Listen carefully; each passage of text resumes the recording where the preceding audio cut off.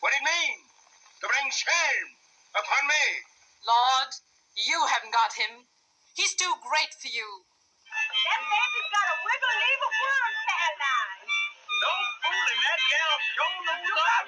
The property is yours, not by any moral right, but by right of law. But I would have shared with you. I will now. There's no question of your right to equal ownership. I don't accept charity. After all, I'm just as much my father's daughter as you are. Hi, Tom. What are you doing with my money? You know that is. I don't care who it is. Let's pick Well, Oh, dear, believe it or not, hot or cold. Hey guys. Now, a lot of us probably heard of people like Lena Horne, Dorothy Dandridge, but have you heard of someone who was even before them, Nina McKinney? Nina McKinney was one of the first Black actresses in American cinema. She started her career in Broadway and Hollywood. During the 1930s, she worked internationally during the post-war period in film, theater, and television. She was named the Black Garbo in Europe because of her striking beauty. She was both one of the first African American film stars in the United States and one of the first African Americans to appear on British television. She is best known for her role in the 1929 film Hallelujah. Hallelujah was Hollywood's first all-black musical, and Nina McKinney played the role of Chick, a singer and dancer. Her exceptional performance in the film got her great reviews and made her a star. She was Hollywood's first Black movie superstar. She was super talented. She could act, sing, and dance. But it seems that she came along too early and got pushed aside. Nina Mae McKinney was born Nanny Mae McKinney, June 12, 1912, in Lancaster, South Carolina. Her parents were Georgia and Hal Napoleon McKinney. Her parents decided that they were going to move to New York. Before leaving, they brought Nina to live with her great aunt Carrie for a while. Aunt Carrie lived in a small apartment in the backyard of her employer, Colonel Leroy Springs. Aunt Carrie worked in the house as a domestic, and little Nina ran errands for his wife, Lena Mae Jones. When Nina McKinney was old enough, Lena bought her a bicycle to go to the post office to get the mail. Nina was using the bicycle to do tricks. She performed different riding stunts, or cutting capers, is what the amazed bystanders called it. People were impressed with what Nina could do with a bicycle. Nina loved performing to entertain the people. She knew she wanted to be a movie star. She appeared in plays at the Black Lancaster Industrial School, where she learned the lines of the entire cast very quickly, allegedly. At around 12 or 13 years old, her mother, Georgia, took her to live with her in New York. She attended public school at 126 Lower Manhattan, and that school had a theater program which she was making use of. It is alleged that Nina became stage struck. She liked to be on stage, and some people thought she would do anything to be on stage, including imitating actresses. And with all that practicing, before long, she became a pro. By the summer of 1927, she had given up school completely. In January 1928, Lou Leslie's Blackbirds Review played at Les Ambassadors Club. Choosing Nina Mae as her stage name, she managed to get a job as a member of the chorus. She possibly joined after her 16th birthday.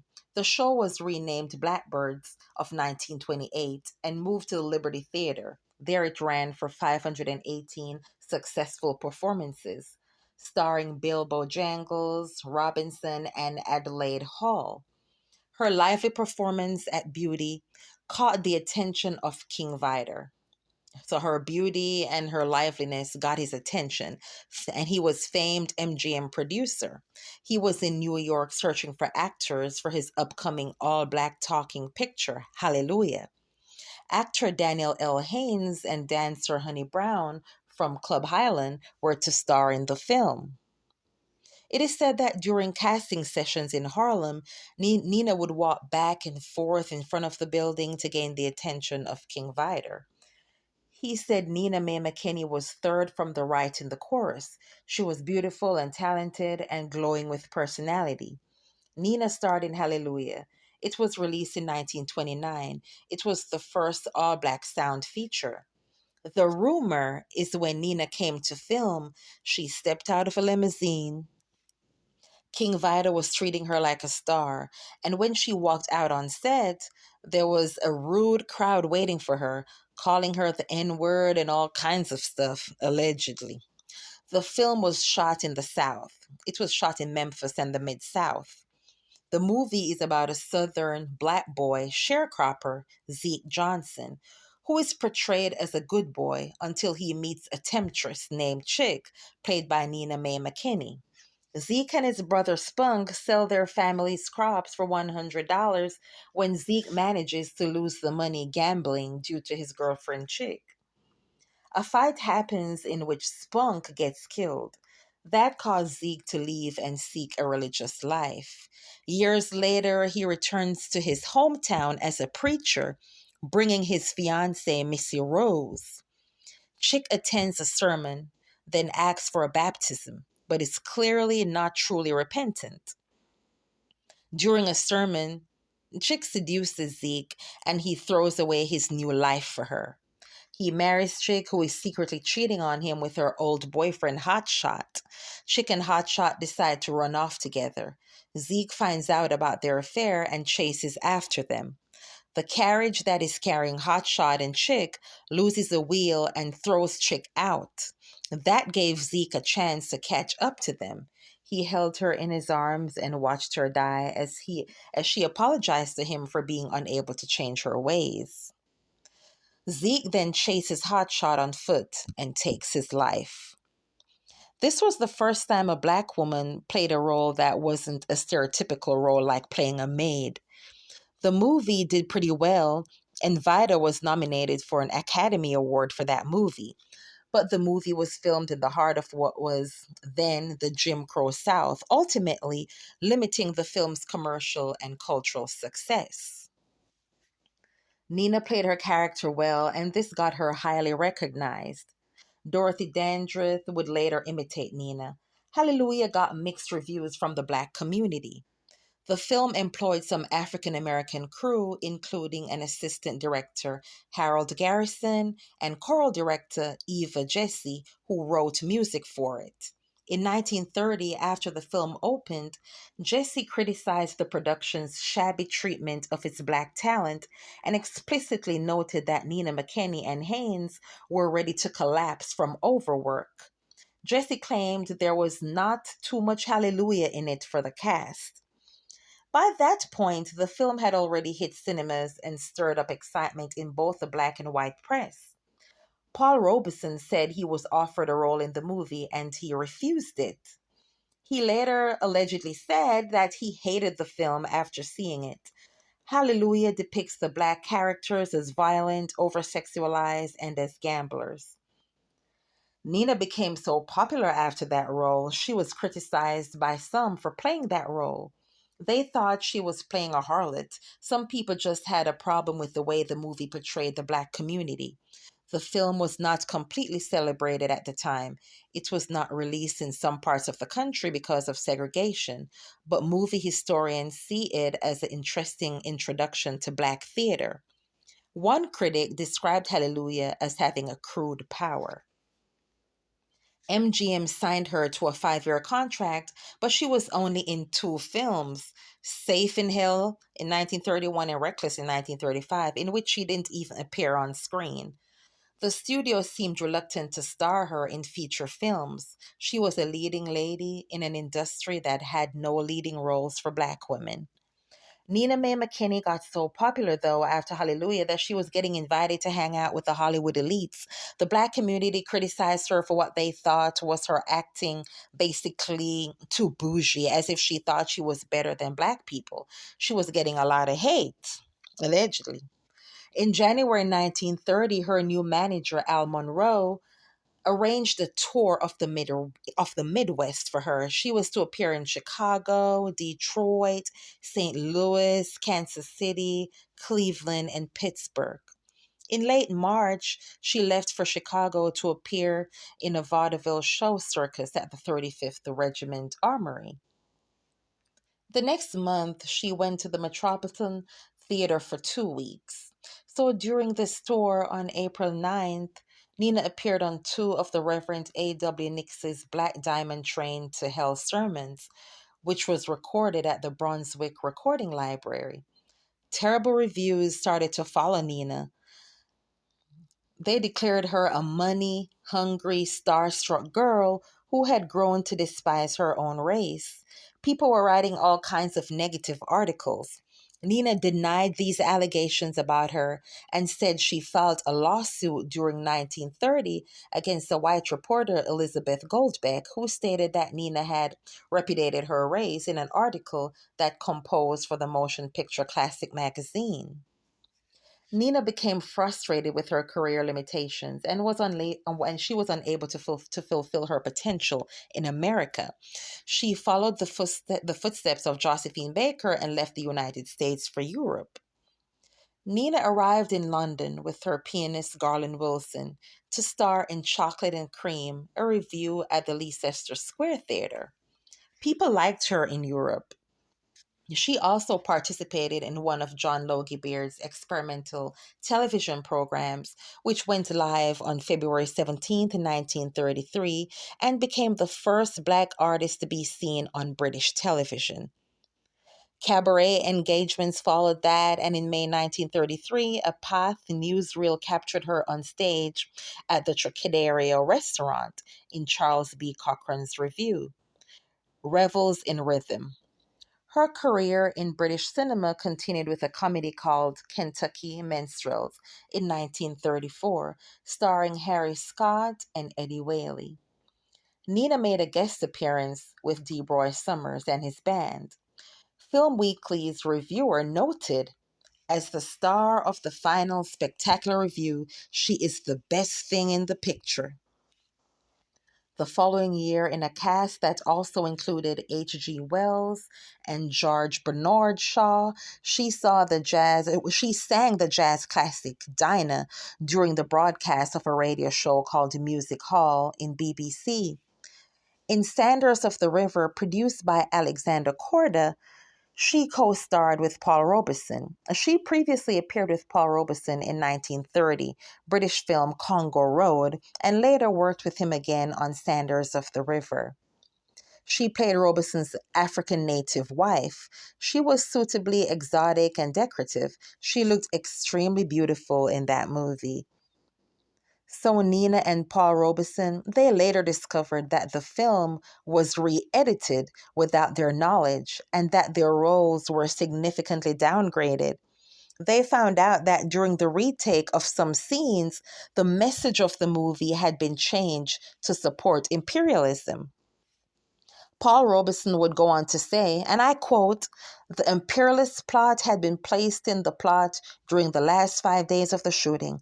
I was roped into the picture because I wanted to portray the culture of the African people, and I committed a faux pas which convinced me that I had failed to weigh the problems of 150 million Native Americans. I hate the picture." End of quote. There was an alleged rumor that Paul Robeson and Nina were having an affair, but there was no proof of that. The movie Hallelujah had made Nina so popular, her appeal to the British public broadened as she undertook several lengthy and successful variety tours. It was said that she was treated better in Europe than she was in her own country. By now, she was known as the Black Garbeau. She was doing good from 1933 to 1937. She topped the bill in many of the country's popular music halls in variety shows. At the Belfast Ritz in 1936, she was featured on the bill with Ken Snake Hips Johnson and his Jamaican Empires of Jazz. She was among the first African Americans to perform at the London Palladium and was part of a Royal Command performance for King George V. She starred in her own variety shows, Ebony and Dark Laughter, both in 1937. She appeared on BBC's television demonstration film in 1937. A survey of BBC's television during its first 6 months of operation, and one of the few surviving records of pre war television.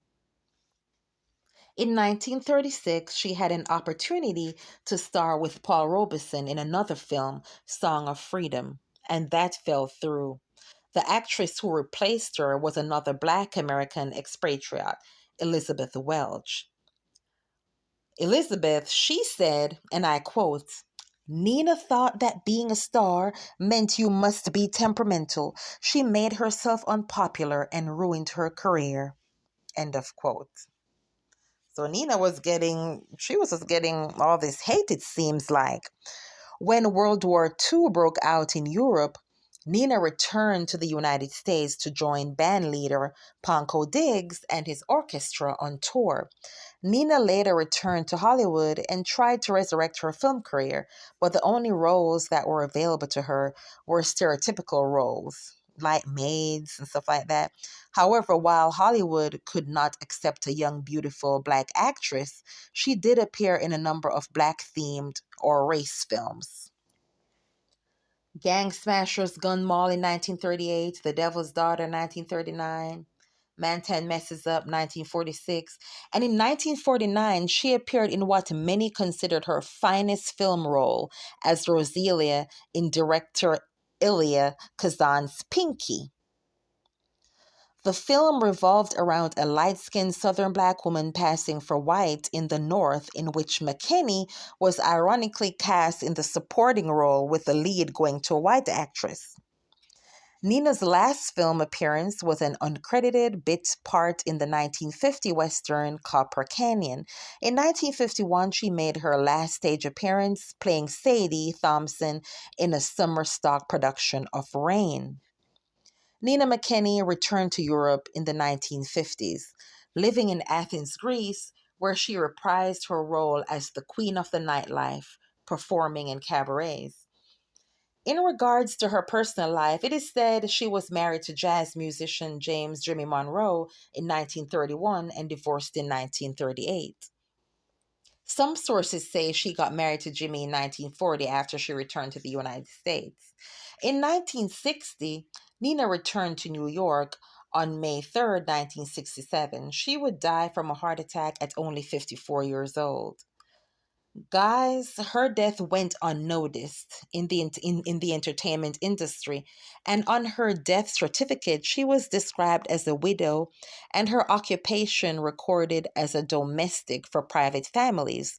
There was no mention of her being an actress and singer. Her achievements was completely disregarded after making such a huge impact in the industry. Her funeral was held at the little church around the corner. Her contribution to cinema was recognized later in 1978 with a posthumous award from America's Black Filmmakers Hall of Fame for her lifetime achievement. The film historian Donald Bogle recognized her for inspiring other actresses and passing on her techniques to them. He wrote, and I quote, "Her final contribution to the movies now lay in those she influenced." In 2019, she was one of the featured obituaries in Overlooked. It's a series from the New York Times where the editorial staff attempted to correct a long-standing bias in reporting by publishing obituaries for historical minorities and women. Her portrait is painted on a Lancaster wall across the courthouse known as the Wall of Fame. Nina made a huge difference in a time when Black people didn't really have representation in the film world. She set the trend for others to follow and aspire to be. She helped pave the way for many, including people like Dorothy Dandridge and Lena Horne. She didn't get to accomplish everything she could have, but she made a huge impact, guys. She made a huge impact. She is not forgotten. Take care, guys. Talk to you guys later.